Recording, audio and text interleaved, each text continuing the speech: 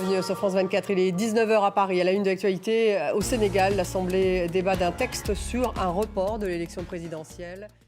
19h10, le débat consacré à la crise politique au Sénégal. Comment en est-on arrivé là? On va essayer de redonner du contexte. La démocratie au Sénégal est-elle en suspens? Quelles sont les réactions de la communauté internationale? Pourquoi est-elle inquiète?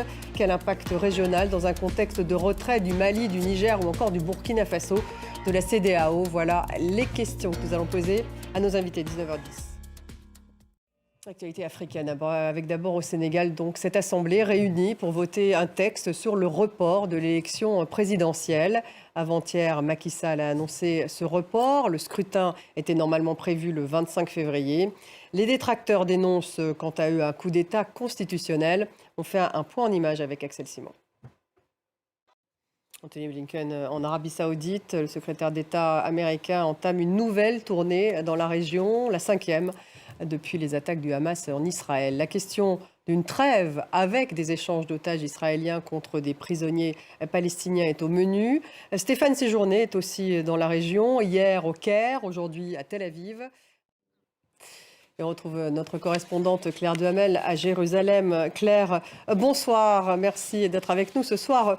D'abord, cette guerre qui se poursuit, bien sûr, et les Israéliens qui se félicitent aujourd'hui de plusieurs avancées, notamment d'avoir détruit la majorité des, je cite, des bataillons du Hamas. Israël qui affirme aussi que le chef du Hamas à Gaza est en fuite et qu'il va de cachette en cachette. Claire. Claire, est-ce que vous m'entendez? On a un petit problème de liaison avec Jérusalem. Oui. Ah, ça y est, on vous a. Donc, effectivement, Israël affirme que le chef du Hamas à Gaza est en fuite et qu'il va de cachette en cachette. Et Israël également s'est félicité de plusieurs avancées. Oui, Benyamin Netanyahou aujourd'hui en visite à ses soldats. Merci Claire. Claire Duhamel, donc en direct de Jérusalem. Actualité au Chili avec les pompiers qui s'affairent pour tenter de venir à bout des feux de forêt qui ravagent la région côtière de Valparaiso. 112 personnes sont mortes selon un tout dernier bilan. Le président Gabriel Boric évoque une tragédie d'une très grande magnitude. On fait un point en image avec Natalia Odicharia.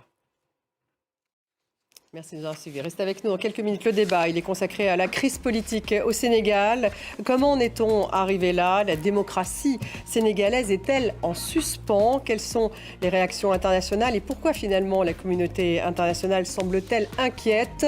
Quel impact régional dans un contexte de retrait du Niger, du Burkina Faso ou encore du Mali, de la CEDEAO? Voilà toutes les questions que nous allons poser à nos invités dans quelques minutes.